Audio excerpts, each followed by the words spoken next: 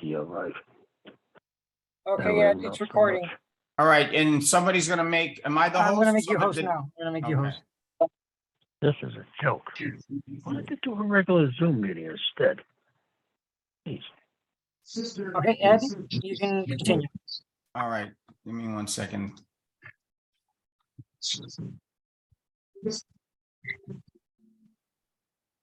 All right, everybody, sorry for the technical difficulties.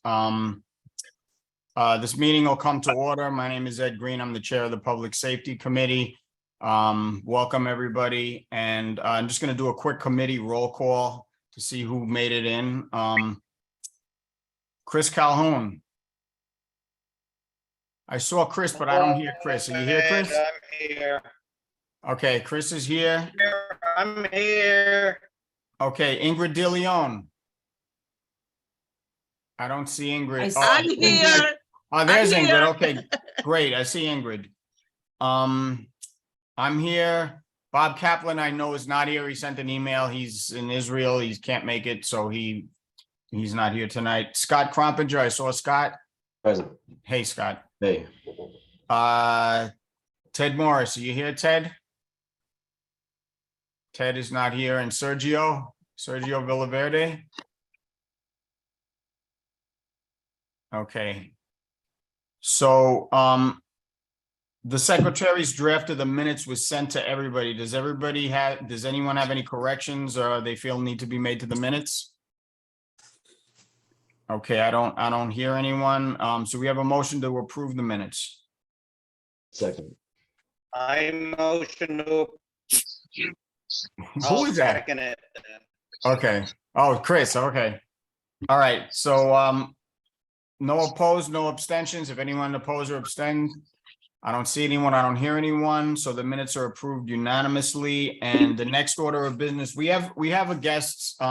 We're going a little out of order today because we have on our agenda because we have guests tonight from, maybe you guys want to introduce yourself for the Office of Cannabis Management. Did I get that right?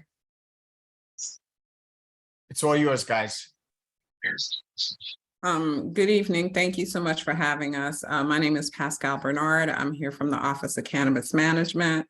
I'm joined by my colleagues. They'll introduce themselves. Phil. Hello, everyone. My name is Phil Rumsey. I'm the manager of intergovernmental outreach here at the Office of Cannabis Management. And yeah, thank you very much for the invite. Look forward to the presentation. Name's Adam Stoneski, program specialist with the Intergov team here with Phil and Pascal. Thanks for having us here today. Thanks for coming and thanks for dealing with our technical difficulties. It's all yours, guys. Thank you. Phil is going to need to be a host because we have a slide presentation and he needs to share that, please. Okay, so I'm gonna make Phil Rumsey. Phil Rumsey, I'm gonna make you co-host. Okay, perfect. Thank you. So as Phil is putting up the slide, again, my name is Pascal. Phil, you're now co-host, Phil. Okay, thank you. My name is Great. Pascal Bernard. We're going to try to run through this slideshow as quickly as possible. Typically the slideshow takes about a half hour, but I see that you all have a full agenda and I don't want you guys, the stroke of midnight hitting you while you're still on Zoom. So we're going to try to go through it as quickly as possible.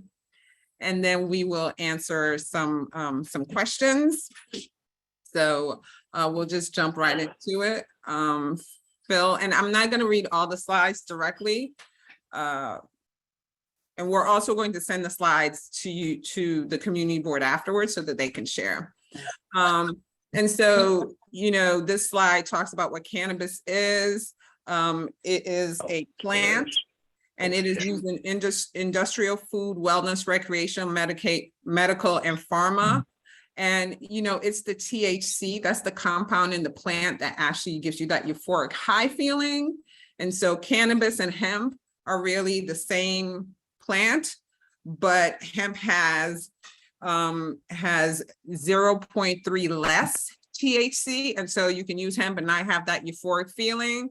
But once it gets past a certain point, it continues to grow. It then becomes cannabis. Next slide, please. And so what's legal?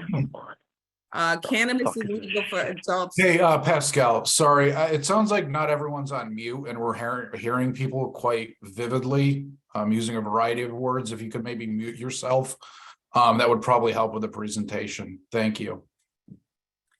It's legal for adults 20.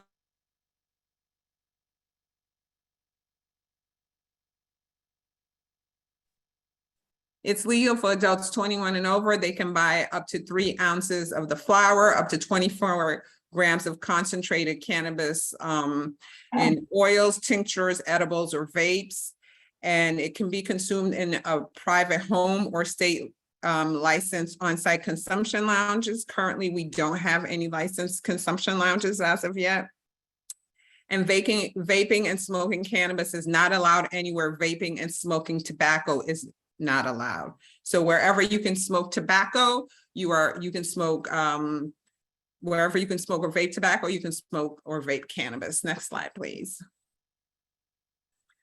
What is also permissible under the law is homegrown. Currently, recreational home cultivation is not legal in the state. You have to be 18 years of old, 18 months after the first dispensary opens in the state. That's when it will be legal. We opened the very first dispensary on December 29th. So it hasn't even been a month yet in Lower Manhattan. So 18 months after December 29th, people will be eligible to home grow. Currently, there is medical grow. So medical cannabis patients can grow as of October 5th. And it's only the certified patients or their designated caregivers, which must be 21 years or older, and you have to be registered with our medical cannabis program. Next slide, please. So the Marijuana Regulation and Taxation Act, from here you'll hear us all refer to it as either the MRTA or MRTA, was signed into law March 31st of 2021. It created the Office of Cannabis Management, as well as the Cannabis Control Board. And there are 5 members of the Cannabis Control Board from throughout the state, as well as the 20-member Cannabis Advisory Board. It legalized adult use recreational cannabis and also expanded the state's existing medical cannabis and cannabinoid hemp, which is CBD program. And legalization really represented a shift to public health framework for cannabis. And so as you see in the slide, think of this as a 3-legged stool. Public health is the seat of that stool. The 3 legs are public safety, social justice, and economic development. Next slide, please. So we at the Office of Cannabis Management, we oversee adult recreational use, medical cannabis, and hemp. So the MRTA emphasizes social and economic justice.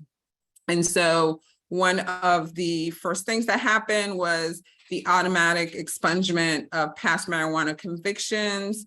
Additionally, it invests up to 40% of adult use. It will invest up to 40% of adult use cannabis tax revenues towards rebuilding communities that were disproportionately impacted by the war on drugs. And it sets a goal of awarding at least 50% of adult use licenses to social and economic equity applicants. And also our amazing equity team is developing a social and equity plan. Next slide, please. You're his lawyer. Oh, can you please mute yourself, please? Melissa. Everybody should mute. And so as you remember, it was a 3-legged stool, economic development. And here you see what the adult use cannabis taxation will look like. It is a weight-based tax. I'm sorry, weight-based tax will be replaced by a THC per milligram tax. And so think about it this way, the higher the THC, the higher the tax. And so here you see the amounts for the amount of taxes for different things, the edibles, flowers, and concentrates. And 9% of the state excise tax on sales of cannabis produced by retailers. The state will get 9% tax of the excise tax, and the local municipality, and so New York City will get 4% of that local excise tax. Next slide, please. And so the New York State Cannabis Revenue Fund, all cannabis revenue will be deposited into this fund. And so think about it this way, 40, 40, 20, right? And so 40% will go into education, 40% will go in community grant reinvestment, and 20% will go towards drug treatment and public education. And so the community grant reinvestment, that will be determined by the Cannabis Advisory Board. Again, this is a 20-member board from New Yorkers across the state. And then the drug treatment and public education, it's to develop and implement statewide public education campaigns and provide substance use disorder treatment programs for youth and adults. Next slide, please. What are the opportunities in the industry? So under the MRTA, there are 9 different license types, and here you see them on the screen. And as you can see, many of these licenses are for one specific part of the industry. The only one that does all parts from seed to sale is the micro business. And currently there are regulations out for many of these licenses, except the adult, the on-site consumption. Sorry. Next slide, please. So we are doing this in New York State. Unlike so many other states, we're doing it in a tier system. And this is what the tier system looks like. As you can see, there's a supply tier, retail tier, medical, and laboratories. No person may have direct or indirect interest across tiers. This includes any stock ownerships. And one of the reasons that we're doing this is because we really want this to be driven by, small to mid-sized businesses that are, homegrown here in the state. And so as you can see, again, under the supply, it goes cultivation, nursery, distributor, processor, retail is dispensary, on-site consumption and delivery. And then we have registered organizations that are in our medical cannabis program, and then laboratories. As you recall, legalization moved things into a public health framework. And so the laboratories are a huge part of that, because the products have to be properly tested to ensure that there's nothing in it that will endanger the health of the public. Next slide, please. There are also ancillary businesses. And so these are businesses that already exist, where New Yorkers are already doing these things, and they do not need to have a license from the Office of Cannabis Management. All they would need to do is turnkey their current business, and they are able to participate in the industry. And so if any of you, or you may know people, or there are people in your community that, have any of these businesses, I would recommend that you direct them to our website, where they can, read our regulations and proposed regulations, so that they familiarize themselves with the industry that we're trying to build here in the city, and they can then turnkey their businesses. Next slide, please. So we have conditional adult use licenses. There are 3 licenses, and these are separate from the MRTA. So there's connective tissue, but they're not the same. The MRTA is 9 licenses, and the licenses were included in the November 21st regulations, with the exception of the consumption lounges. So the proposed regulations. And so we have the conditional, and this is a standalone ecosystem. And, it really was created to jumpstart the industry here in the state. And so we have the the adult use conditional cultivator license, the adult use conditional processor license, and the adult use conditional retail dispensary license. The conditional adult use retail dispensary license, I apologize, which we call CARD. And so you think of it this way: you have to grow it, you have to process it, and now we're at the selling point. Next slide, please. And so with the adult use conditional cultivator license, we have about 280 farmers across the state that are growing product, and there are additional applications under review. For the processor, we have about 38 with additional applications under review. For the conditional adult use retail dispensary, again, we call that card, there are about 30, we licensed 36 applicants with a goal of 175 target across the state. And in order to be eligible for the card license, there were two pathways. One is nonprofits. The nonprofits had to be intentionally serving justice-involved individuals and engage in social enterprise and meet other requirements. And then there was the individual. And so this is for an individual or eligible family member. They had to have a New York State cannabis-related conviction and experience owning or operating a qualifying business and meet other requirements. And so eligible family member would include parent or guardian, child or dependent, spouse or ex-spouse with proper documentation for all of those things. And, you know, again, we opened our first conditional adult use retail dispensary license across the state in Lower Manhattan on December 29th. Housing Works, some of you may know the organization, they have a dispensary in Lower Manhattan. Next slide, please. Now I turn it over to my partner, Phil.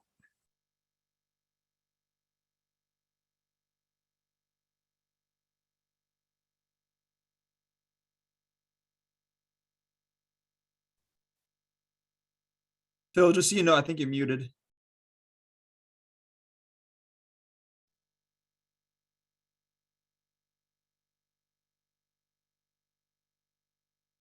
Okay, fantastic. Are we good now? We're good. Okay, fantastic. So I want to talk about enforcement and specifically the illicit market.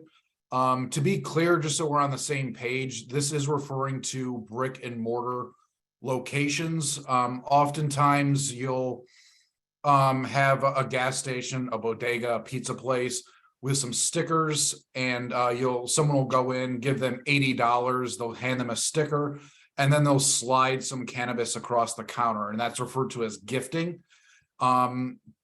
We really, since day one, going back to October 21st of 2021, during the second Cannabis Control Board meeting, both Chair Wright of the Cannabis Control Board and Executive Director Chris Alexander both issued statements on gifting, making it very clear that this was illegal. It was a misinterpretation of the MRTA.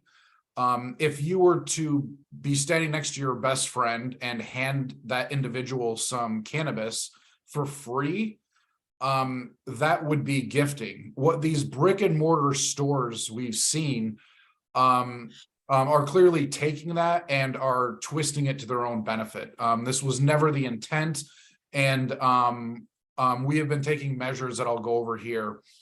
January of 2022, we began sending out cease and desist letters to suspected illicit retailers. July, we sent out a press release that kind of outlined our efforts and outlined some of the businesses that we were looking at. The OCM enforcement team is working daily to try to crack down on these unlicensed illicit stores. And our enforcement staff and team have been working across the state to try to clamp down on this the best we can. One of the reasons we find ourselves in this situation is that the Marijuana Regulation and Taxation Act, or MRTA, MRTA gave us jurisdiction over licensed entities in the state. And as you can imagine, the brick and mortar stores throughout New York City and throughout the state are not licensed. So we ran into some problems. In order to address that, in order to continue our crackdown as much as we can on these businesses right now, we were using existing laws. This would be any building, zoning, or health laws that are pertinent. we have implemented this nuisance and abatement concept where we're going after every aspect of the business we can, including the fact that they're selling these things without the proper license. And anytime they're selling edibles or digestibles, there are certainly health laws that are also important here. We do anticipate to have some legislation that we would like to see move forward as soon as possible. And part of this will give us jurisdiction over cannabis itself as opposed to simply licensed entities. And we're also going to increase penalties, and we're working with the taxation and finance department to really go after these businesses at their core, whether we find the owner of the business or we reach out and talk to the individual who's doing these gifting right there in the store. We will increase the penalties for this. We will have a stronger economic arm, and we will be able to crack down on them much more effectively with this future legislation. OCM enforcement team has and is continuing to work with all governmental partners to crack down on this. This is what we hear throughout the state and certainly throughout New York City. If anyone does see a store and they are selling illegally, you can send as much of a description as you can to the email at the bottom here, complaints@ocm.ny.gov. Again, our enforcement division, our enforcement team have been conducting investigations into these places beginning of January of 2022. They are speaking with and working with law enforcement agencies and DAs. We are staffing up our enforcement division as they continue to visit illicit stores and continue to issue cease and desist letters. A recent example of this is that OCM and the New York City Sheriff got together, and we were able to impound 16 illicit truck dispensaries in New York City. Again, we know this is a significant problem, and we are taking every law we can right now to crack down. We are looking into creating future legislation and partnering with law enforcement agencies and forces across the state to continue our crackdown. So I want to shift real quick to retail guidance.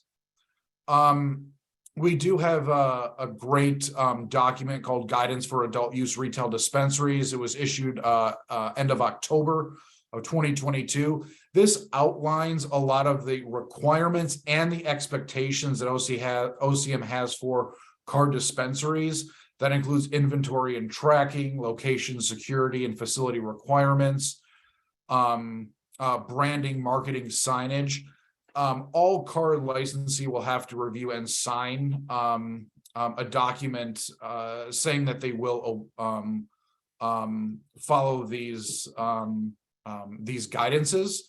And this is something we can include in the email and follow up here. So the MRT regulations, as Pascal mentioned earlier, it was just November 21st of 2022. The Cannabis Control Board approved the adult use license program regulations. And this includes, but isn't limited to the application and license selection and renewal process, key social and economic equity program provisions, environmental and sustainability standards, general business operating requirements, including security, record keeping, and transportation. These proposed regulations have been filed for their 60-day comment period. The regulations were filed on December 14th of 2022 and will come to an end February 13th of this year.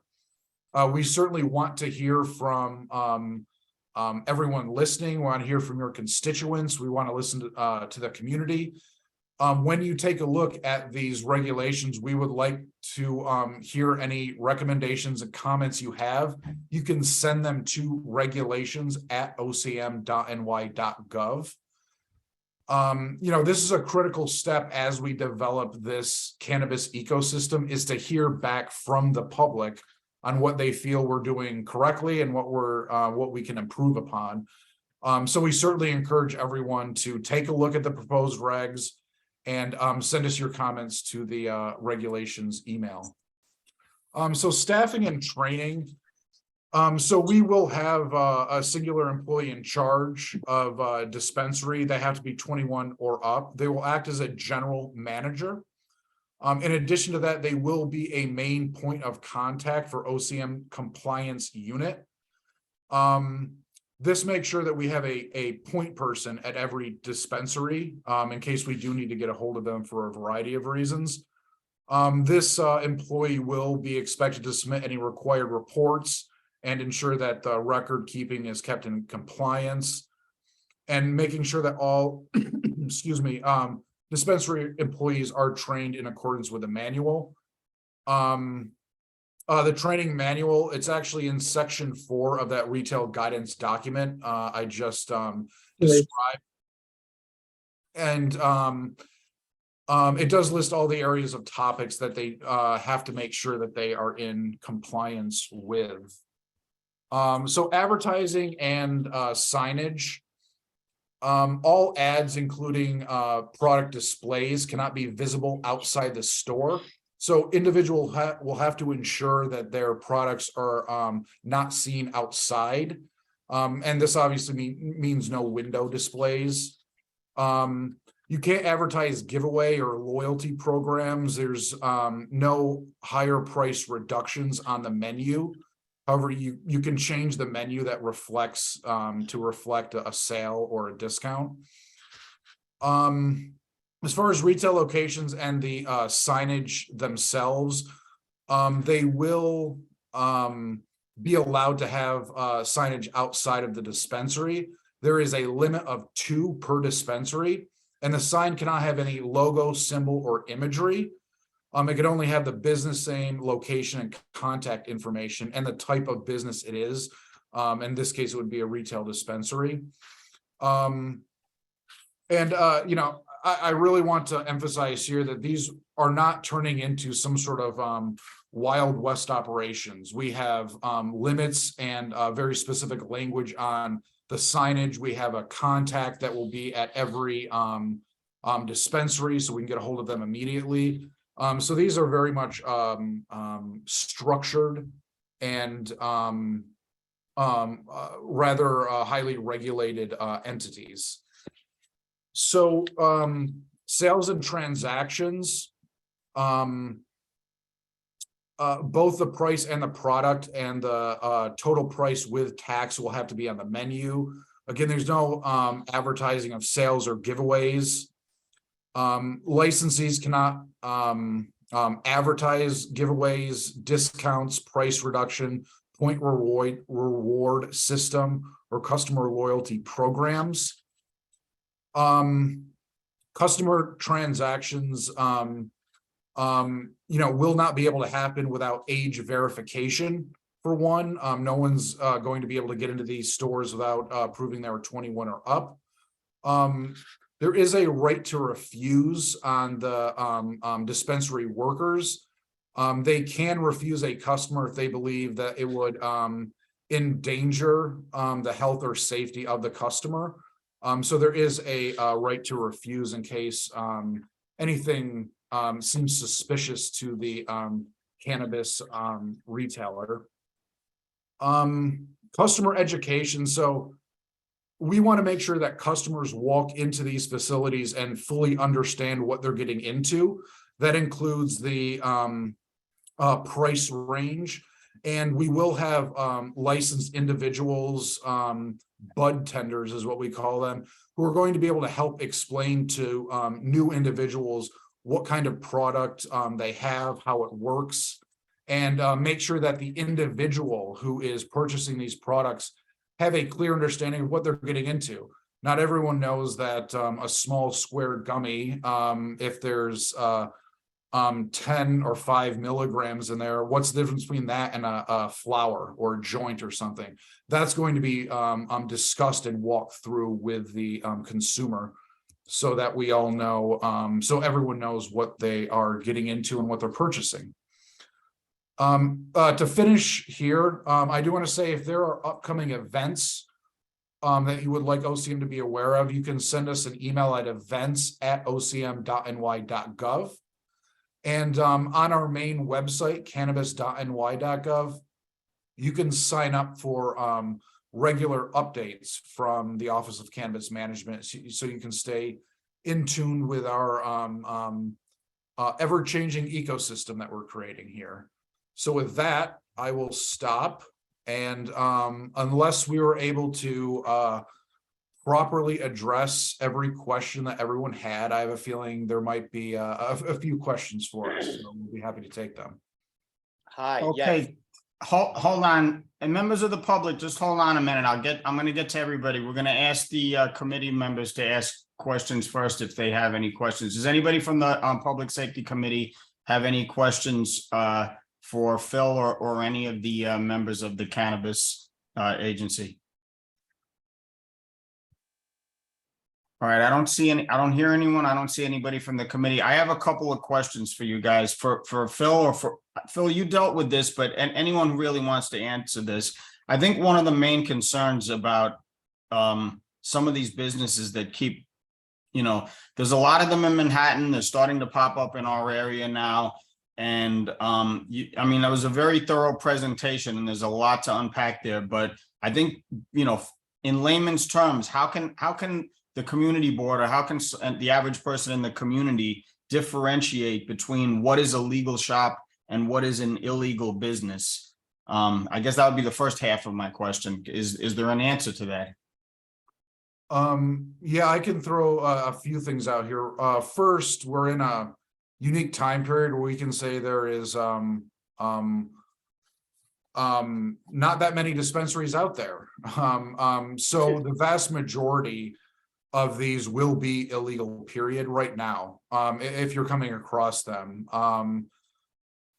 Secondly, we are going to, and this will make more sense as the buildings are brought up here, we do have a QR code on the legal dispensary, and someone can walk up and scan it and understand that this is a registered fully legal dispensary.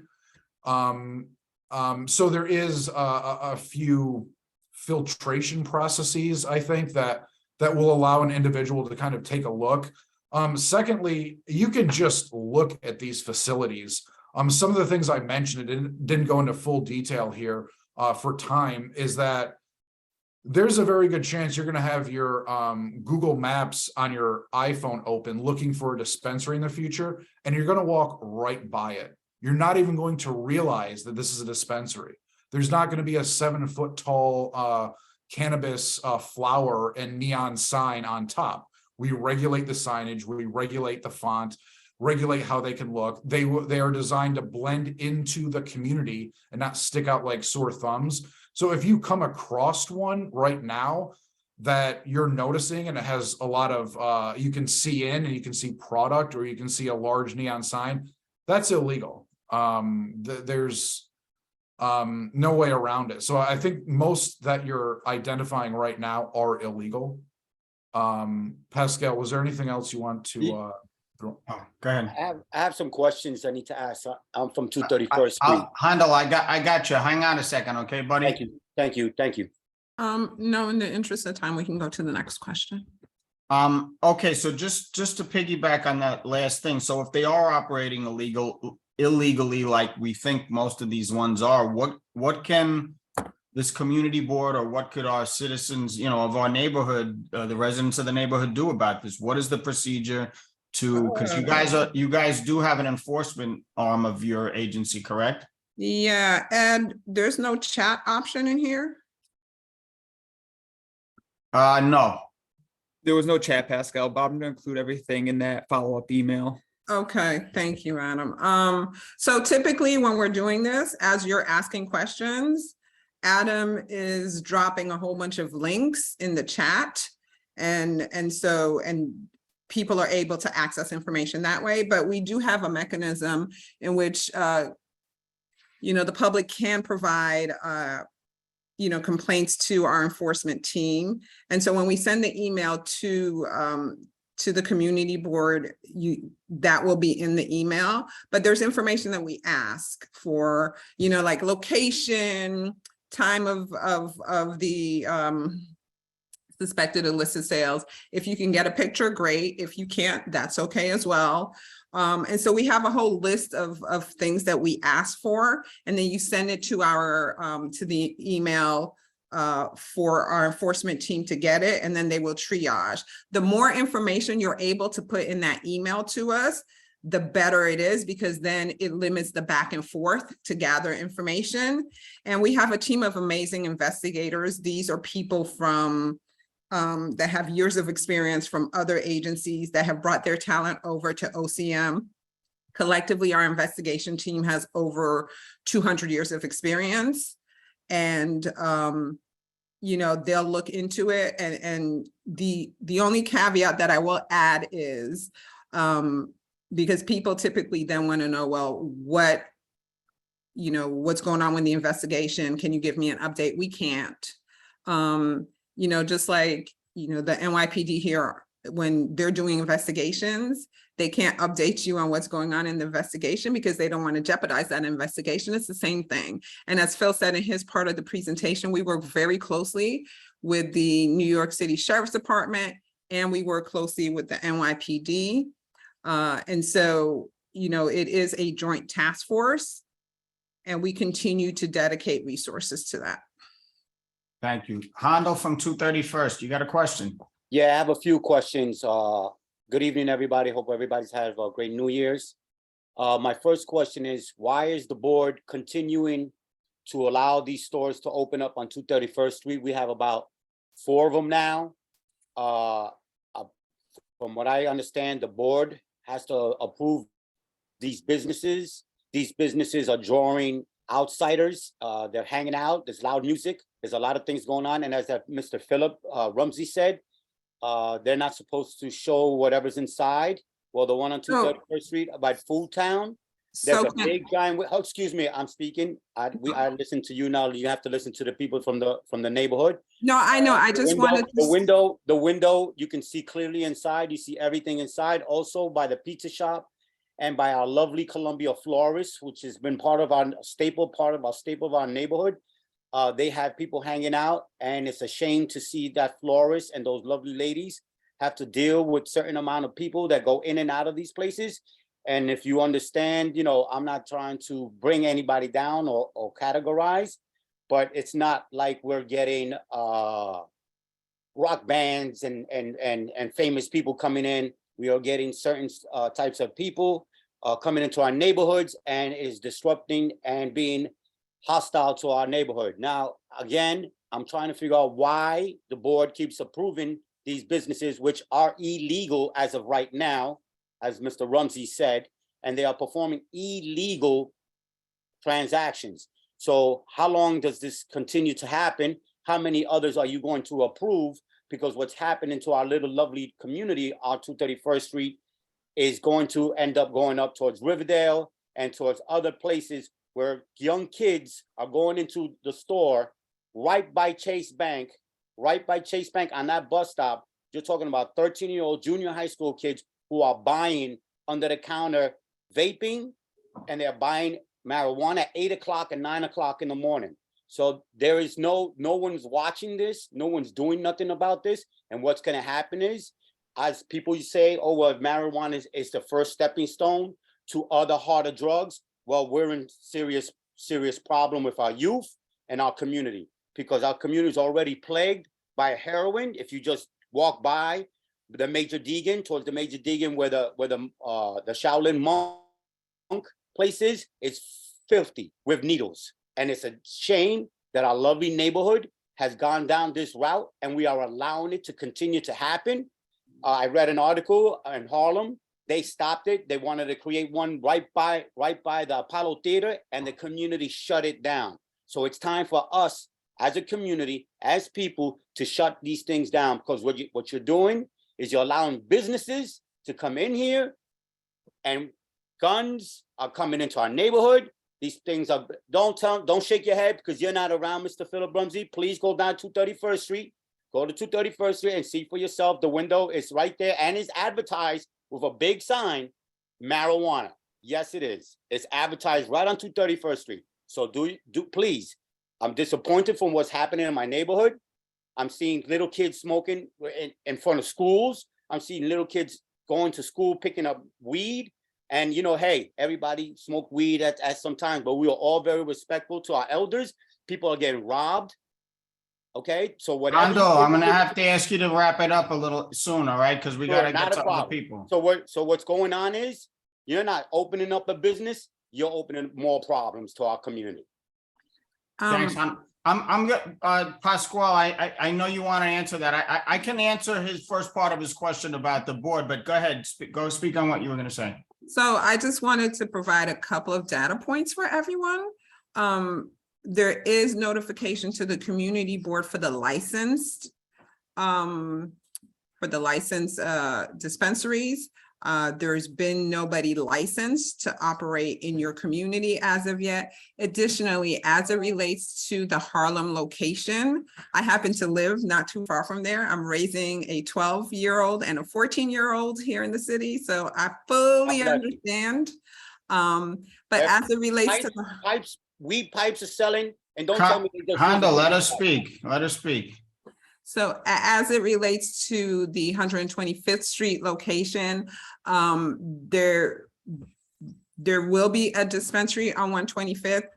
He is correct that the community is not happy about the location. They're not saying not to put a dispensary. They're just saying that that location, they would have liked to see it in another location, but we do plan to open a dispensary on 125th Street.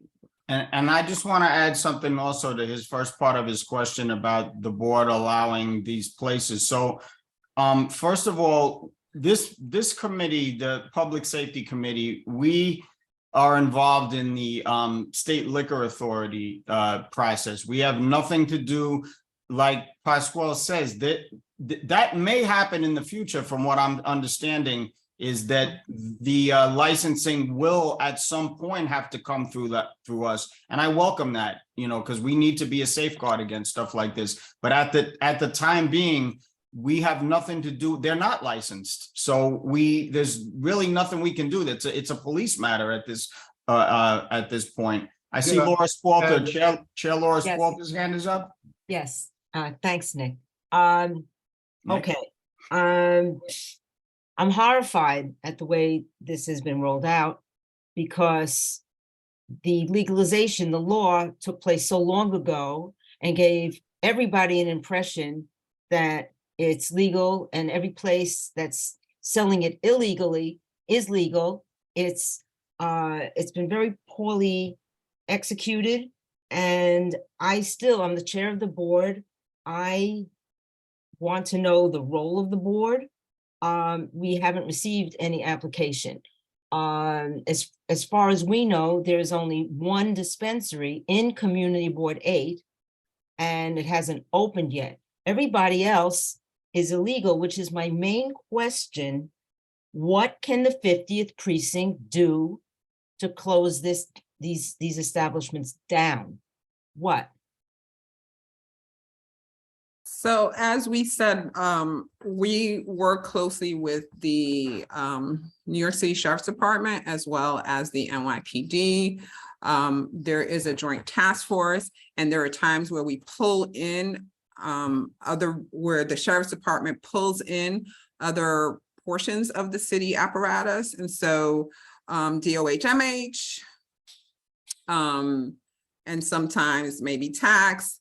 And so with DOHMH, it would be for code violations. So they use a variety of things. They've cited illicit operators for a variety of things, whether it is a building code violation, because they pull in Department of Buildings as well, whether it's some kind of health code violation with DOHMH, The sheriff's department has seized products and have closed down shops, have seized trucks.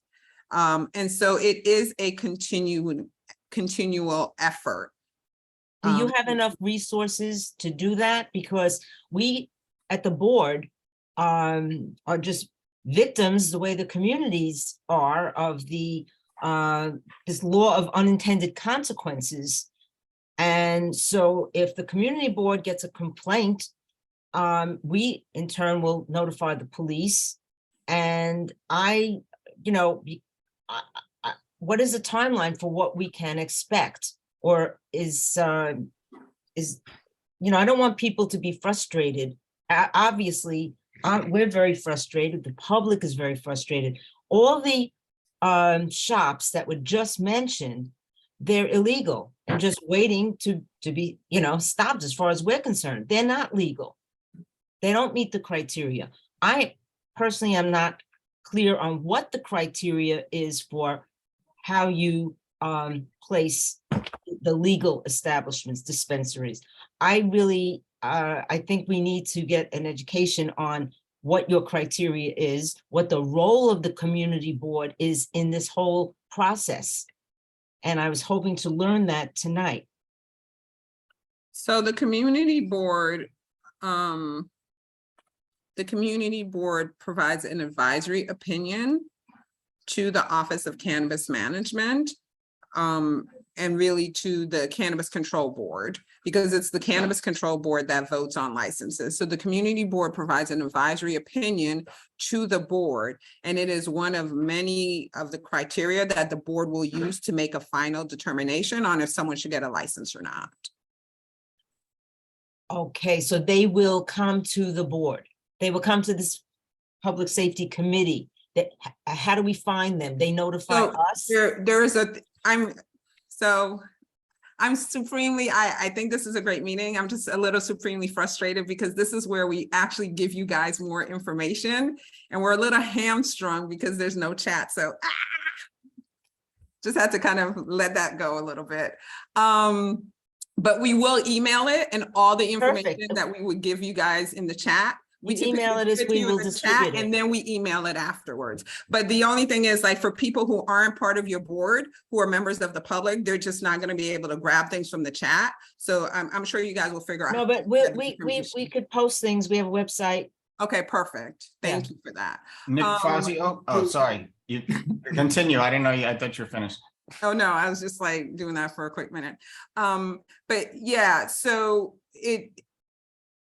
there is the role for the community board, and we continue to work on enforcement, and these places are illicit, and we understand the frustration. Literally every single last staff member of the Office of Cannabis Management, we live in the state.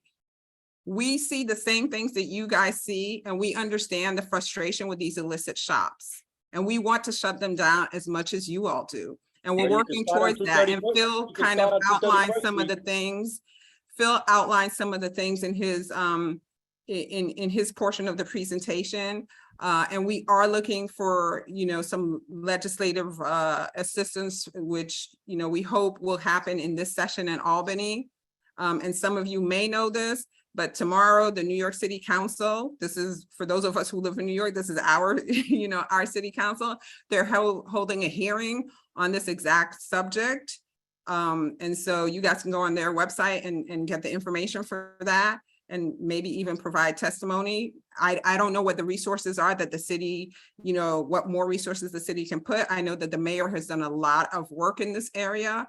And right before the holidays, he had a press conference that outlined, just all the effort that the NYPD, the New York Sheriff's Department, DOHMH buildings, along with OCM have done. Yeah, So just the proof real will be in the quick, pudding. I'll be follow up, looking forward to seeing some results, because So- right now it is a hot mess. Thank you. Okay, we just have to two. emphasize- I I'm mean, sorry. just to emphasize, a lot of these stores that are being discussed, I just want to put a hammer on this nail here, that none of them are legal. We were asked, the gentleman at 231 Street, when he was speaking earlier, was describing a lot of these stores. those are the last things that anyone from the Office of Cannabis Management want to see up. These are not licensed by us. We did not give them permission to do anything. It would be no different than if a pizza place started selling beer illegally. It's not that the SLA allowed them to do that. It's that they went ahead and did it. And as I said during the presentation, there were unintended consequences of the way that the Marijuana Regulation and Taxation Act was written that did not give us the proper authority to crack down as hard and as efficiently as we would like on these illicit shops. We hope to rectify that, as Pascal and I said, with legislation this session, but all these stores you're describing are the ones we're trying to shut down as efficiently as possible. And it's very, very difficult. So I just want to emphasize they're all illegal. How did they get open? How Because did they get a open? person broke the law and bought and purchased or rented a So you're store. looking at a landlord. A landlord's supposed to know what type of business is gonna open, correct? And obviously, somewhere along the line, a board has to approve of all these businesses. No, No, it's board not how it approves them. works. No board I'm not approves saying them. this board, but someone has to know that these stores are being open, what type of business. If I want to open up a Dunkin' Donuts and I buy a space and they ask you, okay, what do you open up? I'm opening up a Dunkin' Donuts, right? the And Dunkin' then I Donuts is decide- Then I illegal- decide to change it to a hot dog stand. They still have to know. So the landlord's involved, other people are involved. And what's happening is no one is doing anything about it. Police are walking up and down the block on the same block. I saw them walking right by it. And I said, hey, what are we doing about this? And, oh, we'll look into it. There's a guy right now on 231st Street illegally selling it by the candy store where kids go in and try to buy candy. So it's already out of hand. And I The know reason we call I'm it not the- only speaking for myself, but I'm speaking about a whole community, a whole Riverdale, a whole Kingsbridge, and everybody else who has people Yeah. walking around and no one respecting, and stores are not being respected. The poor guy Joe's Pizza just opened up, and you All can't right, even Hondo, leave we the got to store. give somebody else a chance to share. We got two The more reason we hands call up. them illegal is because they are illegal and no one gave them permission to open. Okay, Nick Fazio and then Myra Joyce, and that'll be the end of the questions. Myra can go first. She's on the committee, Ed. Okay, No, thank she's you. not, but go ahead, Myra. Sorry, go I ahead. was on the committee. First of all, I feel like you guys just open a can of worms without any way to deal with the worms that are coming out. And I agree with the 231st Street guy that you got a store on Broadway that says marijuana dispensary just off of 231st Street. That I thought that there was not supposed to be any dispensaries, and there was exactly one legal one somewhere in Manhattan. So you got a store with a big sign on it that says dispensary. That's number one. There are all these illegal stores on 231st Street and in that neighborhood that I don't even hear you saying that there's a game of whack-a-mole going on. Nothing is being done, apparently, to shut these down. And so I just wanted on record that I am, I'm not happy with this. I was not happy when this legislation went through, and I'm not happy about it now. So that's it. And thank you. We received that. I would like to say that we are doing things and we continue to do things. Again, we are working with the city. But I also understand that you're sitting there, you're like, if you're doing something, I don't see it in my community, I don't see it on my corner. And we receive that, but we continue to work. Once we send the information, we're asking you guys to please send us the complaints. We know that you all love your community because you're here on a Tuesday night at 8:05 and you're volunteers, your community board members are volunteers. So this is a labor of love and we want to partner with you. So definitely please send us the information about the complaints. We'll send it in the email. And we hear your frustrations. We are working. It's not everything that.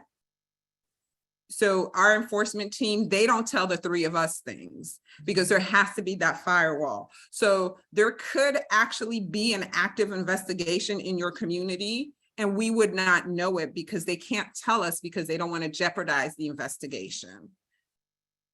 Okay, Nick Fazio, last question. Hi, thank you. Good evening, everyone. Nick Fazio. I am a member of CB8, a member of the community, of course, and also chair of the Economic Development Committee for Community Board 8. And I want to thank you for the presentation. It was very thorough. You have your work cut out for you. I think you know that, and I can tell by the presentation and how prepared you were. If the illicit market continues the way it's going, they're really going to put the legal establishments at a significant disadvantage. That's assuming that the enforcement stays the status quo and that there isn't something significant that changes. They will either beat them on the margins by not having to pay the tax, or they'll charge the tax, and unknowing consumers will be duped, and then the legal establishments will put that tax in their pocket. Either way, it's a significant disadvantage to the legal establishments that went through all the protocols and that are doing the best they can to make sure that they create a safe product and are responsible about it.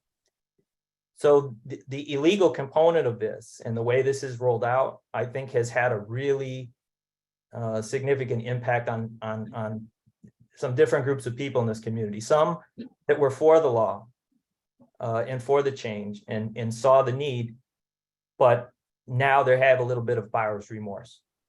There were others that were very skeptical from the beginning, but were willing to give it a chance because of the social justice aspect of it.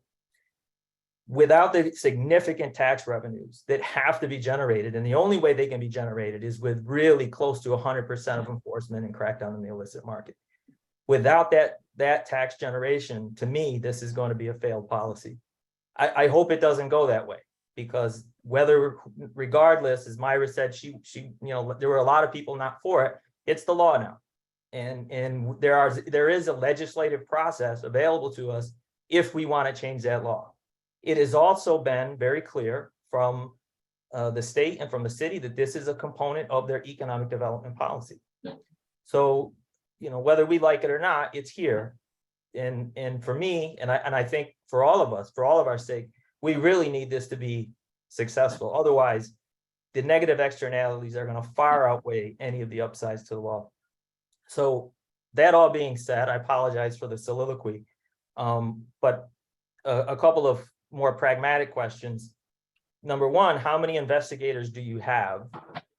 Number two, are the investigators assigned geographically? And number three, if they are assigned geographically, I think this is not a question, but a suggestion. It would be helpful to the community if we could put a name and a face to the investigator that's responsible for the establishments in our community board.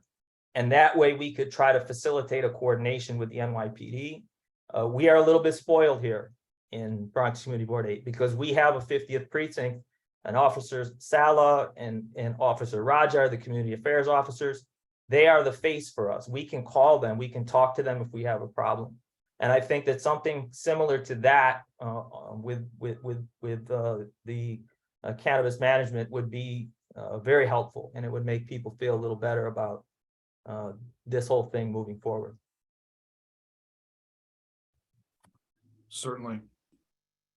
As far as how many investigators and the I don't know the exact number at the moment. We have been hiring with all departments through OCM since we've gotten started. Pascal or Adam, I'm not sure if you're aware of the exact number we have. If so, certainly shout it out. That's something we can follow up with, certainly, though, is to get you that.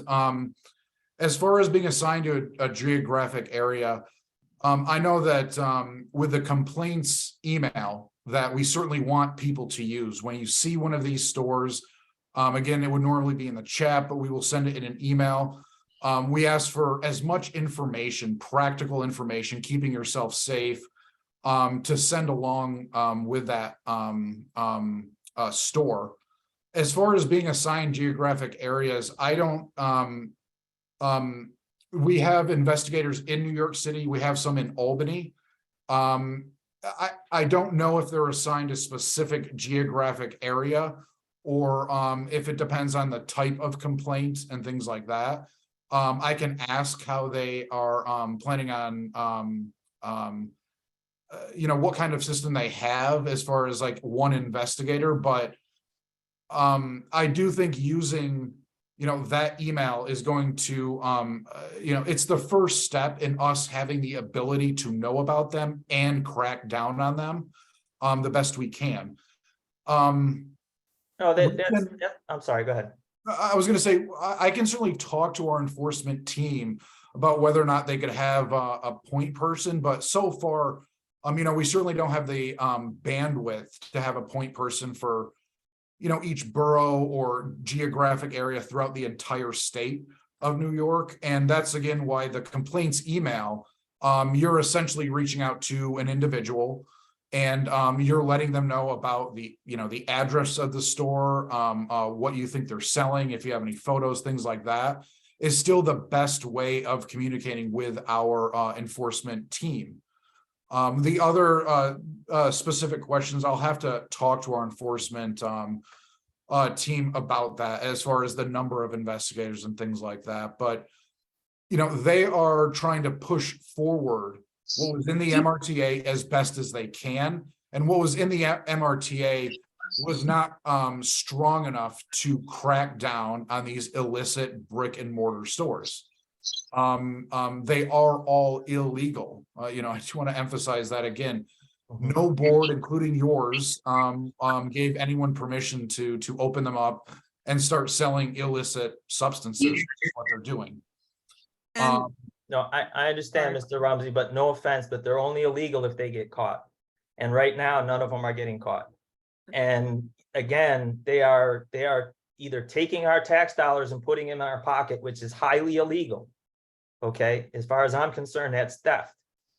Or they're, using a loophole in the law that disadvantages the legal establishments, that without that component and without the equity component, without the restorative justice component, then the vast majority of people would not have been for this. So, the enforcement to this, to me, is the key to everything. And, it would be really helpful.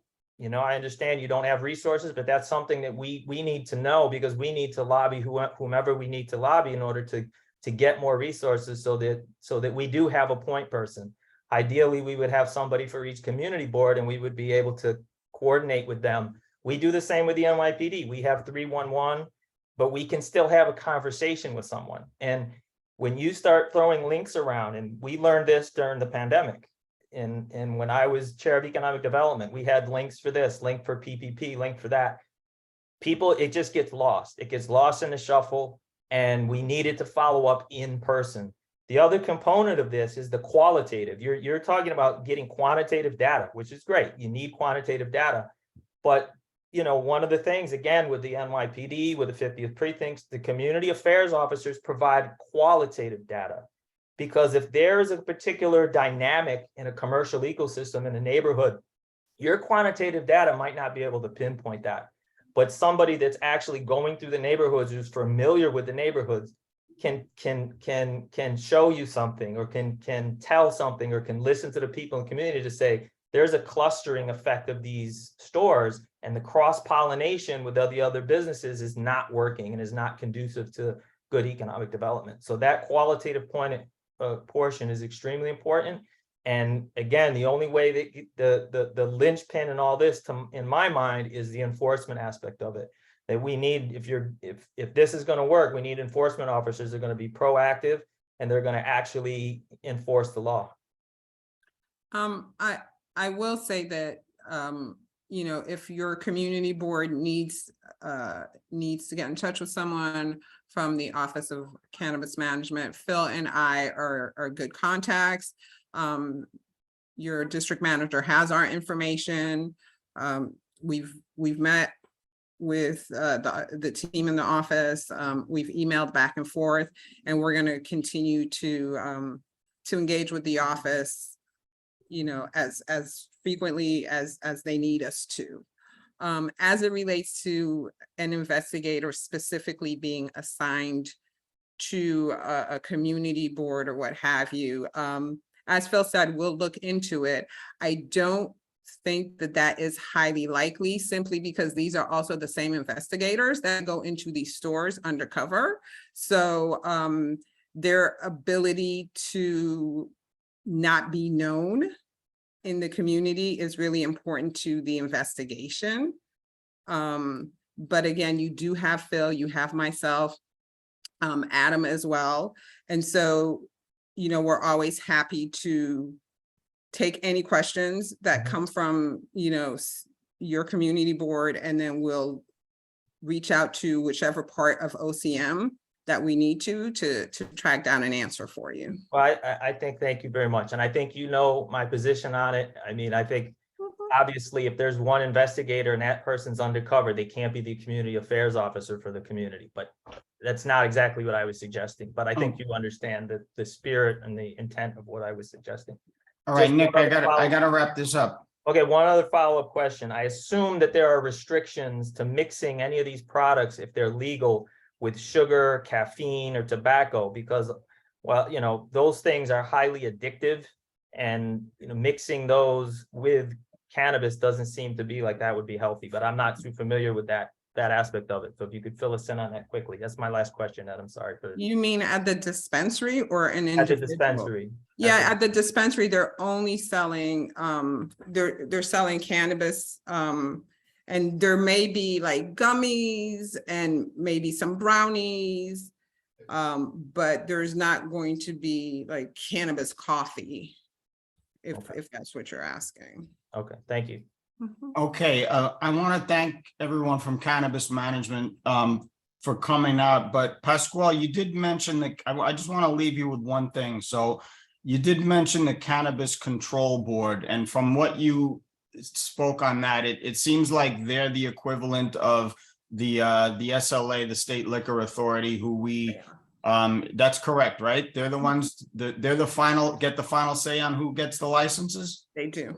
Okay, so this would be where my head is at as far as this is concerned, because we have a relation, our board has a relationship, I have a relationship with, we have a point person over there basically. And as you stated before, when some of these businesses get out of control, and Nick mentioned the qualitative data, you know, we can get all types of complaints, 311 calls, you know, police complaints to the police, complaints to the board, and mount evidence against a business that's operating not in good faith in our neighborhood when it comes to liquor. So I'm assuming we can do the same thing. That's what it sounds like you're saying as far as the cannabis places are concerned. So to me, it seems like the Cannabis Control Board is the key entity here. I know you guys have a whole separate thing for enforcement, but they're the ones who are going to ultimately decide whether these places get their licenses. So it does, correct me if I'm wrong, but it does seem like we do have an avenue to cut off the spigot right there at the, you know, at the control board, if we can produce enough evidence that this place is operating illegally and is a nuisance to the neighborhood and operating in bad faith. Am I missing anything here? So I will say this. When someone applies, so for the conditional adult retail dispensary license, you know, and Phil went through his portion of the slides and all the things that are required as it relates to training and employment and having a specific contact person. So when someone applies for a license with OCM, you know, so for those people who applied, we look at different pieces. So our enforcement team, you know, when someone applies, they find out, you know, the application team, Phil, what's the name of that department? Because I'm fudging on it. Compliance. Thank you. So the compliance, the applications come into compliance. Compliance checks with our enforcement team to make sure that whoever's applying has not received a cease and desist letter, has not engaged in illicit activity, right? But there's also, we have an internal auditor. We have an internal audit unit. Think of them as application CSI. And this team, they do a deep dive and they look at everybody who's on the application, the true parties of interest, and they really do a deep dive to see who these people are and their backgrounds and things like that. So there is that layer in there as well. And then when they come before the community board, because as Nick said, you know, in essence, all of his remarks were like, we are here on the community, we're on the ground floor, we know this community, we know who's doing what. And so they have to come before the community board. And so if by chance our enforcement or our internal auditors missed it, at the community board level, they come before you and you provide feedback like, hey, these people are operating an illicit shop in our community. And then enforcement looks into it and is like, hey, they really were. That's going to weigh on the application. You know, so I really don't want you all to walk away with the sense that somebody could, you know, some illicit operator is going to open a licensed shop in our community. We do our due diligence. Again, we live in these communities. We're raising our families. We're taking care of our elders in these communities. So we don't want anything to happen in your community that we wouldn't want to happen in our communities. So we are doing our due diligence to ensure that the people that get the licenses really meet the standard and that, you know, no one falls through the cracks. But if by some chance OCM misses it, that's where the local municipality comes in. That's where the community board comes in. And when they come before you, if you know something, tell. We're gonna listen, tell. Pascal, Phil, and Adam, thank you for coming out. We really appreciate it. And you answered some tough questions. We want to have a continuing relationship with you guys. And because we know we're going to be under fire here from these businesses opening up. So we're going to continue our dialogue, hopefully, with you guys moving forward. And thank you for coming out and giving your presentation. It's totally our pleasure. We're actually, tomorrow, there's going to be an email sent to your community board office for another meeting that's only for community board members. So we encourage you to please register for one of the meetings. It's 3 different dates, but you'll see everything. It'll be sent out to all the community board members. We thank you for your time. We thank you for the questions. You know, it just means that you all love your community as much as we all do. So thank you, everybody. Thanks a lot. Thank you. Okay, so the meeting is going on pretty long. I'd like to go to the SLAs because we have a lot of people waiting patiently for their businesses here. Unless anybody has any objections to that, I'd like to get the SLAs out of the way first because the owners of these establishments have come and they've been waiting patiently, and I don't want to have them sit around and wait much longer. So hearing no objections, do we have anybody from Bronx Post 95 here? Anybody here from Bronx Post 95?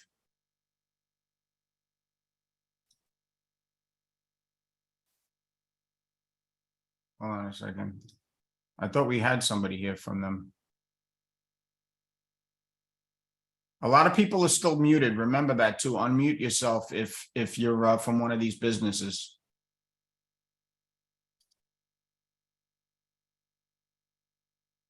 Okay, I don't hear anybody from Bronx Post 95.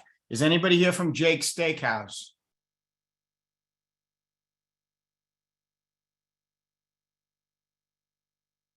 I don't hear anybody from Jake's Steakhouse. Oh. All right. The Punch Bowl. Anybody here from the Punch Bowl? Yes, I am. Sean Barry. There you go. Sean Barry, how are you? Very good, sir. Okay, give me 1 second, Sean. No problem. Okay, so the Punch Bowl is up for a renewal, full liquor license, 5820 Broadway. Any issues, Sean? Everything good? Everything's good. Everything's good to go. 43 years. 50th precinct, are you here? There he is. Lieutenant How are Haney. you? Good, sir. 5820 Broadway, the Punch Bowl. Have you had any issues or complaints or anything over there? No, everything's fine with them. It's no big deal. Great. Okay, so we're gonna have a vote on this application, full liquor license renewal. If anybody from the committee has any well, if they abstain or they want to vote against this, please speak up now or raise your hand. I don't see any hands. I don't hear anyone. So this application is passed unanimously and will go before the full board at our next board meeting for a vote. Thank you, Sean, for coming out, and thank you for being patient and sticking with us. Thank you very much, sir. No problem. Take care. You too. Okay, do we have anybody from Spanglish at 6697 Broadway? Anybody from? Hi. Hey, Hi. how are you? I'm doing well. Thanks for being patient with us. We had No- some no technical worries. difficulties and we went on a long time, but I appreciate you hanging in there with us. No worries. I actually got something really quick to say to you guys regarding the cannabis. Go ahead, shoot. Really quick. I deal with them. I have another place over on the Community Board 7. We had some issues. We had some issues. We had some issues. Oh, I see. I'm unmuted. Hi. My name is Gino Pacheco, by the way. Go ahead. I'm a Go ahead. Riverdale Gino, sorry resident. about that interruption. Go ahead. No worries, no worries. So we have a place over on Community Board 7. And there's same thing, same problems we have in Riverdale. About 2 different places that just popped up and just started selling cannabis. We were able to contact Shribbling, which is the CEO there, and they were able to connect with the OCM. And on top of that, I think the OCM is on going after the landlords as well to not rent to these illicit and illegal places. That way, it won't happen. Very good. That's good. That's what Hondo from 231st was saying before too. If you cut it off if the landlords have to take some type of responsibility to this too. It's happening. Just letting you guys know, it's happening. Very It good. happened That's to good 2 news. locations. We went after them. Very good. So Hello? Officer Haney, no issues with 6697 Broadway? No, everything's good. Okay, so this is for a renewal for a full liquor license. How's the business, by the way? It's doing good. We have 3 days that we actually do it, but the restaurant is doing well. We open 7 days a week. Okay, very good. Our first year. So, if there's anybody on the committee that is gonna vote against this or abstain, please speak up now or raise your hand. I don't hear anyone. I don't see any hands, so this application passes the Public Safety Committee unanimously and will go before our full board at our next board meeting. And Hello, this is thank you. Post 95. Thank you for coming up. Thank you, Gino. Thank you. Thank you. Post 95, where are you? I'm here. I don't know what happened. I had to wind up recalling back in just to get online with you guys. Yeah, we had some serious technical issues. We apologize for that, but we got it under control. Is this Ed? That's all right. Don't worry about it. That's not important anymore. Don't worry. It's okay. Is this Ed? This is Edward. Yes, I that's remember me. you, Edward, from the last time. How's everything? We're all right. You know, I've been cleaning up the hall after we had a major. That's about it. Okay, so this is Bronx Post 95 War Veterans at 3960 Orloff Avenue is a renewal for a full liquor license. 50th Precinct. Any issues with this address? 3960 Orloff, the Bronx Post 95. Nope. Everything's good there too. Beautiful. Okay, so if there's anybody on the committee that objects to this application or wants to abstain, speak up now or raise your hand. I don't hear anyone. I don't see anyone. So this application passes Public Safety Committee unanimously and will go before our full board for a vote at our next board meeting. Edward, thank you for coming out and thank you for being patient. Yeah, no problem. No problem. Have a good night. All right, so long there. Okay, do we have anyone here from Flame at 5740 Broadway? Anyone from Flame? I don't hear anyone from Flame. I don't see anyone from Flame. What about Aroma Restaurant and Bar at 5523 Broadway? I don't hear anyone. We got a lot of people muted here from before when, so I'm hoping that they're not here. I'm gonna call them all out one more time just to make sure we didn't miss anybody. So again, Jake's Steakhouse, 6031 Broadway, going once, going twice. No Jake's. Flame at 5740 Broadway. Nobody from Flame. And Aroma Restaurant and Bar at 5523 Broadway. Okay, I don't see anybody here from them. So with that, we're gonna go right to the 50th precinct. The 50th precinct, you got a report for us tonight? Yes, so happily, I'm pleased to report that crime is down for the week and the year. We're down 13% for the week, 3%, actually 3.5% for the year. Even though crime is down, our arrest activity is actually the same or a little bit higher. So we're still trying to make inroads on the crime increases that we had last year to try and reduce that. Right now, the biggest drivers of our crime are actually, granted it's the beginning of the new year, so the number's a little bit skewed. Still tends to be a little bit grand larceny. We're up right now in burglaries.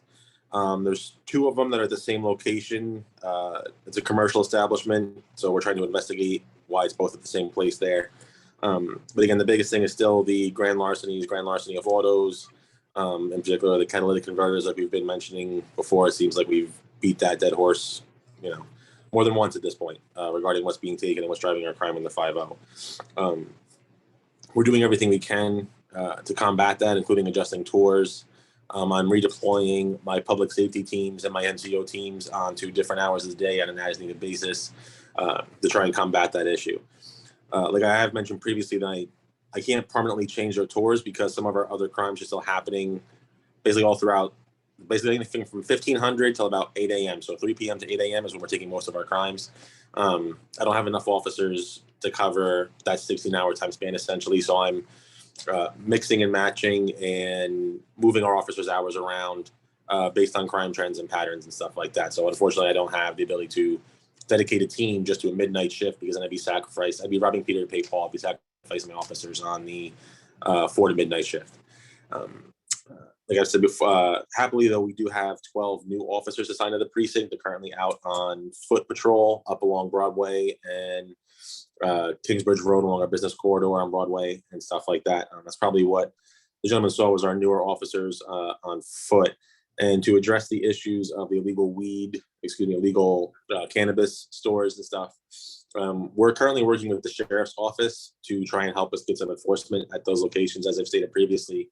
For the NYPD, our hands are, I don't want to say tied, but the amount that we can enforce at those locations is substantially less than the sheriff's office or something like that, as we're not allowed to enforce Department of Buildings violations, Department of Consumer Affairs violations, and so on. So it's my hope that when we are able to get an operation with the sheriff's office to go and inspect these businesses together, we can get some more positive results for the community and kind of curtail some of these businesses opening up or switching from a legal business to a illegal business in the precinct. That's all I really have right now. Thanks, Lieutenant. Does anybody from the committee have any questions for Lieutenant Haiti in the 50th precinct?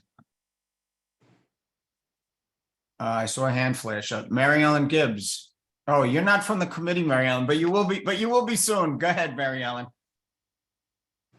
Mary Ellen, you're muted. Okay, here I am. One of the things that was brought up actually today on 236th Street and Johnson Avenue, they're getting an early start on there with donuts. They were spinning their wheels on by Menchie's there on 236th and Johnson. Okay. And then another big thing that's going on is these scooters. I mean, I personally myself came out of my building on Netherland Avenue, and 2 guys on a small scooter, on a red scooter, kept coming up behind me, and like they would figure, let's get the 63-year-old, but I was a little bit smarter than them and out. But they're coming up behind people and trying to grab bags and stuff. So Yeah, in relation to the donuts and stuff, do you know about what time? Because I have my he traffic. said, I asked the guy, he What? said 6:15. Oh, like, okay, in the morning, okay. No, I'll not do in the that. morning. No, this is right when people Oh, cross the streets. yeah, This is excuse me. 6 p.m. I'm sorry, I should have said 1600 hours. Okay.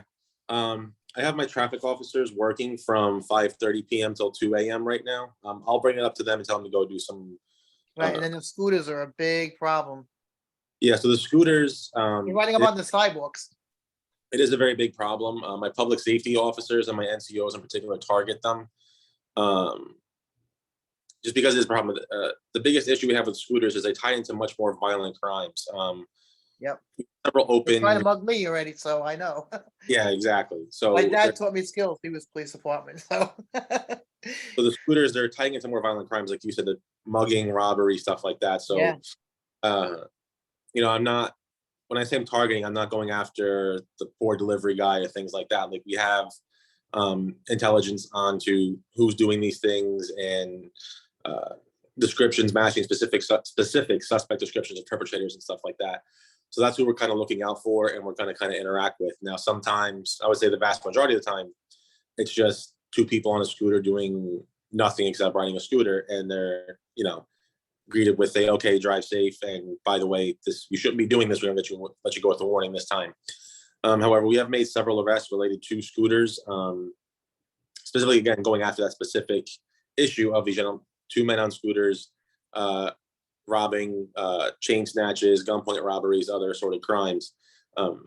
We've made, in the last, I'd say 2 months, roughly 6 arrests of individuals on scooters for that specific thing.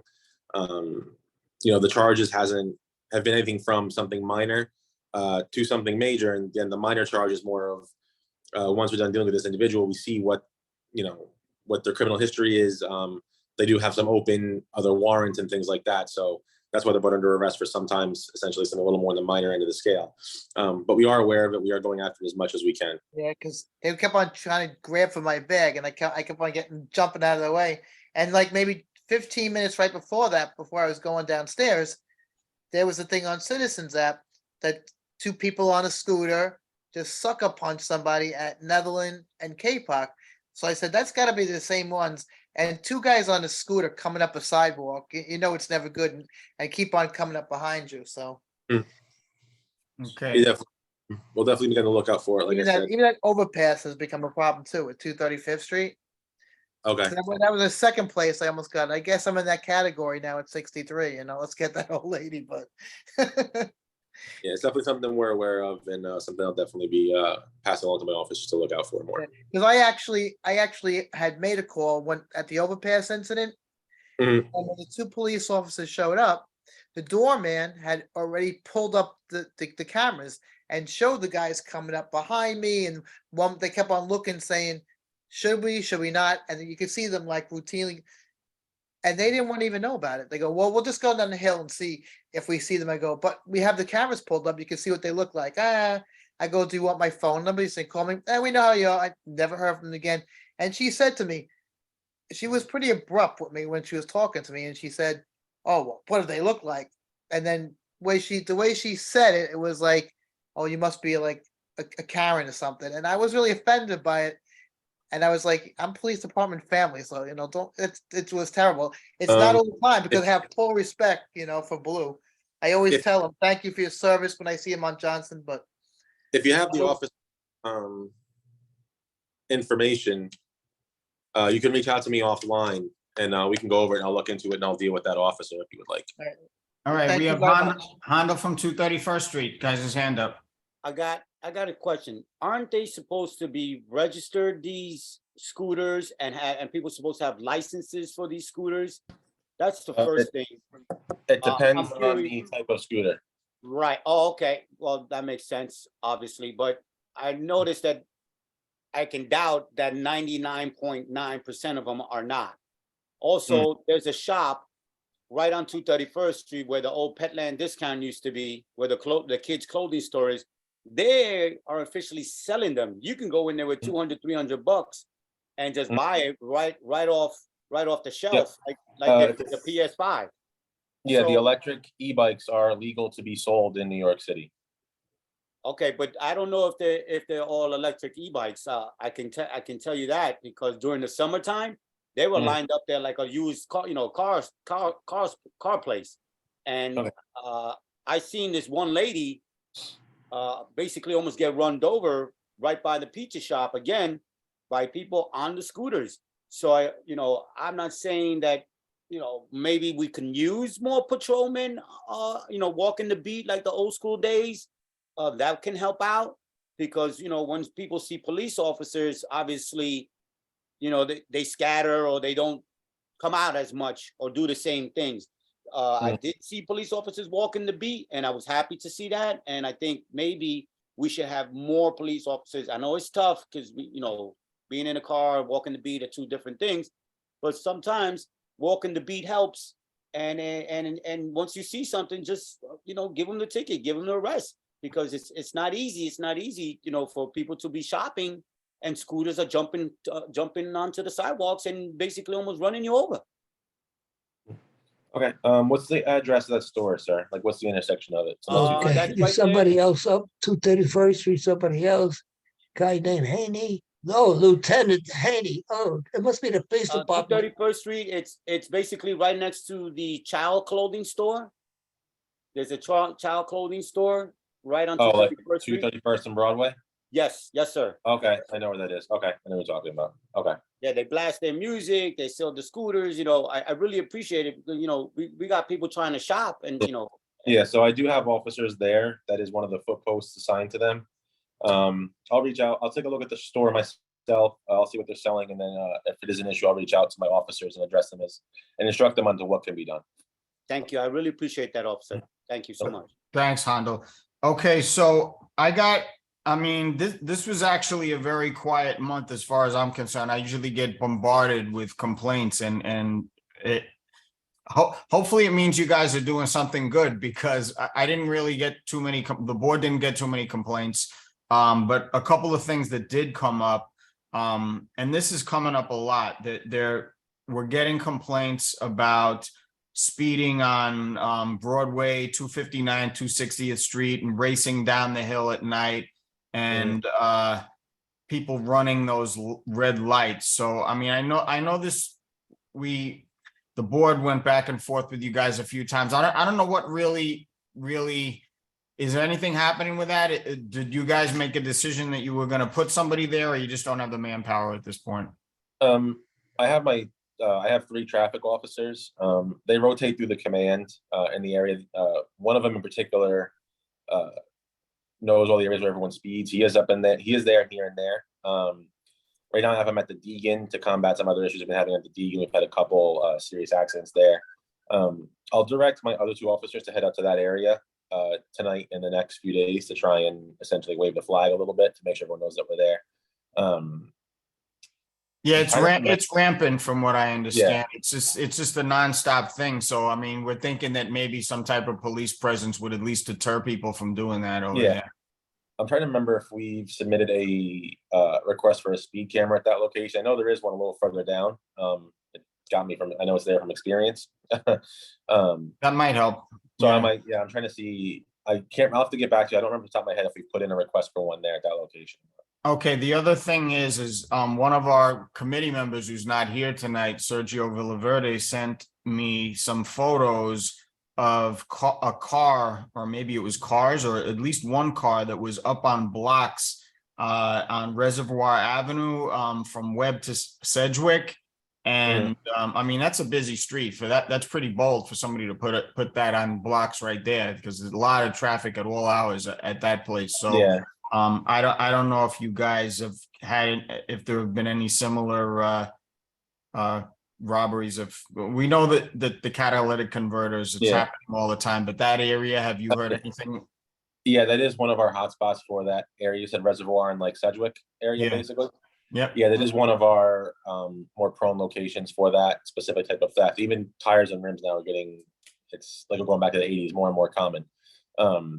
So So it is one of our hotspots for areas. That's one of the areas where I do have my public safety and my unmarked units deployed to try and address that issue. It's also one of the reasons why I'm shifting their tours to address that specific thing as well. Okay, very good. I'll pass that on to Sergio. And the last thing that the last complaint really that I got was, and I don't know what you do about this, but there was a report of, let me get this right, a homeless man covered in a blanket in a red car on Goulden Avenue. I mean, hey, I'm getting the complaints. I have to let you know. I don't know what you do about that. It's not illegal to be homeless, so I don't know what you do about that. Yeah, I mean, only thing we could do is a wellness check on him.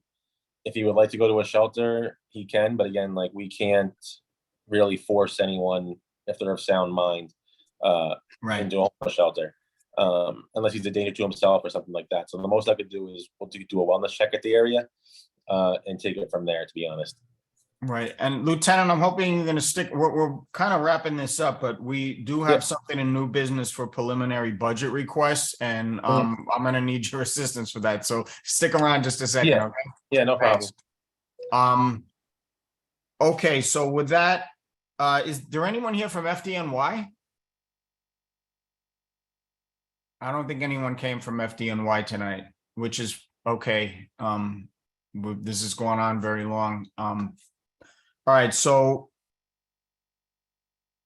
there's no old business unless anyone wants to bring anything up. Do we have any old business that the committee wants to bring up? I don't hear anyone. I don't see any hands. So new business, preliminary budget request. So this is my third year doing the being on the public safety chair, but I was on public safety before, and what we normally do is, I mean, anyone's welcome to bring requests of what they think we can use, but I like to ask the 50th precinct what their needs are, and to begin with that, so, you know, hopefully we can fund something that that our 50th precinct can actually use to, help our public safety. So Officer Lieutenant Haney, is there anything you guys really need as far as the budget is concerned that you don't have right now that you think would help improve public safety in the area? Honestly, it's more of a personnel and a training aspect of it, and that's not it's not essentially not something that you guys essentially help with. Like I've mentioned before, like the sound complaints and stuff like that. I'm trying to get my officers trained with that. If there's a budget request, I don't know how you go about getting equipment to the precinct, to be honest. We could use a sound meter if that would be something that is definitely something that's budgetable. So that's sound meters are something that would probably, nowadays, who knows how much these things cost. I would think that would be in our expense budget, but it could even reach capital budget, because I think the cameras actually went in the capital budget because they're that expensive. But we've asked for cameras in previous years. We've gotten cameras. We've been successful with that. I think we've gotten all the cameras we've asked for, or most of them anyway. Is there any area that you feel needs cameras? Because that's something we can. We could definitely use a couple Argus cameras. I'll have to get back with location. That's definitely something that's I had to go over with Captain Ozuna. It's not something it's not a decision I'm going to make unilaterally. Okay. And like I said, this is a preliminary thing. We're going to have several, I think it's 3 months before we can make our final budget requests, but I just wanted to hear some ideas. Nick Fazio, your hand is up. Thanks, Ed. Just regarding the cameras question for the precinct, is there a camera located at 238th and Bailey Avenue? I have, off the top of my head, I don't know. I think there might be traffic cameras there. If you give me a couple minutes, I can pull up the list of locations. If you want, I can get back and circle back to you before the call. Great. And if there isn't, Ed, I'd like to make that suggestion for the committee to consider it. It's definitely a good spot if we don't have one already. And I think, I'm not sure if we had one put there, but it is a good spot. All right, does anybody from our committee have any suggestions for budget requests for public safety? I don't hear anything, so we're gonna have to really put our You're gonna, Lieutenant Haney, you're gonna talk to Captain Ozuna about some of these things. What I'd like to do is coordinate something with the board with you guys to just get kind of a list, and then we could run it through the committee and see what, you know, what priority it is. Okay, that's fine. Yeah, I'll definitely talk back to her, and then my computer's been crashing all day, so I'm on my phone for the call. Argus cameras are always on our list. We always Yeah. have Argus cameras, and we're always trying to add, and we feel that they're helpful. It's honestly something I should know if there's a camera there or not. It's just I can't today. I'm having a mental moment. I can't remember if it's one there or not. In previous years also, I know I don't know if we got this, the Parks Department got it, but you guys were requesting what are they, the John Deere's or whatever. The Gators. To patrol the park. Did you guys ever get that or? We have one. I don't know. I know they're about 30 to 40,000.